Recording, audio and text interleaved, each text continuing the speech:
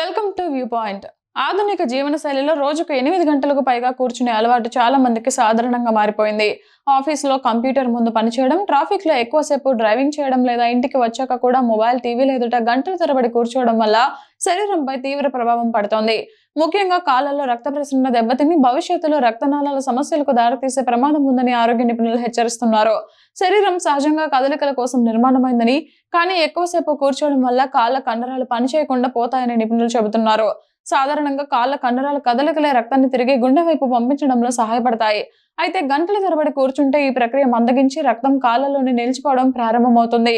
దీనివల్ల క్రమంగా రక్తనాళాల పనితీరు దెబ్బతింటుందని పేర్కొంటున్నారు. వాపులు రావడం. కాళ్లలో రక్త ప్రసరణ సరిగా లేకపోతే మొదట కనిపించే ముఖ్య లక్షణాల్లో ఒకటి మడమలు, పాదాలు, కాళ్ల దిగువ భాగంలో వాపు రావడం.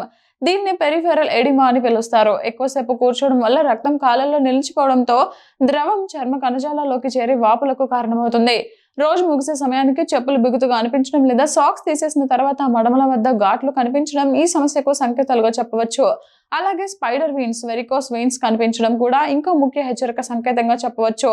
డీప్డ్ వెయిన్ థ్రాంబోసిస్. చాలాసేపు కూర్చున్న తర్వాత కాళ్లలో చెమటలు రావడం, నిస్సత్తువుగా అనిపించడం లేదా సూదులతో గుచ్చినట్లుగా అనిపించడం కూడా ప్రమాద సూచికలుగా చెబుతున్నాయి. రక్త ప్రసరణ తగ్గిపోవడంతో నరాలకు సరైన ఆక్సిజన్, పోషకాలు అందక ఈ సమస్యలు వస్తాయి. ముఖ్యంగా కాళ్ళు ముడుచుకొని కూర్చోవడం లేదా సరైన కుర్చీలు ఉపయోగించకపోవడం వల్ల నరాలపై ఒత్తిడి పెరిగి పరిస్థితి మరింత తీవ్రమవుతోంది.